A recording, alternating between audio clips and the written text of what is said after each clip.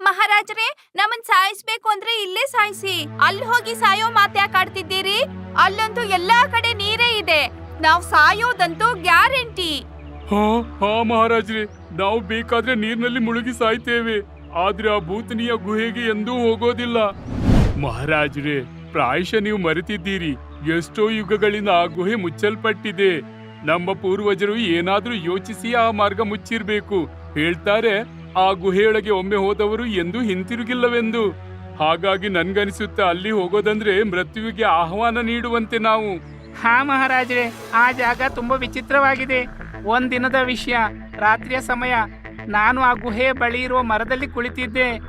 ನನ್ನ ದೃಷ್ಟಿ ಗುಹೆಯ ದ್ವಾರದಲ್ಲಿದ್ದ ಬಂಡೆಯ ಮೇಲೆ ಬಿದ್ದಾಗ ನಾನ್ ನೋಡಿದೆ, ಬಂಡೆಯ ಬದಿಯಿಂದ ಬಣ್ಣ ಬಣ್ಣದ ಕಿರಣಗಳು ಹೊರಹೊಮ್ಮುತ್ತಿದ್ದವು. ಅದನ್ನ ನೋಡಿ ನಾನು ತುಂಬಾ ಗಾಬರಿಗೊಂಡೆ.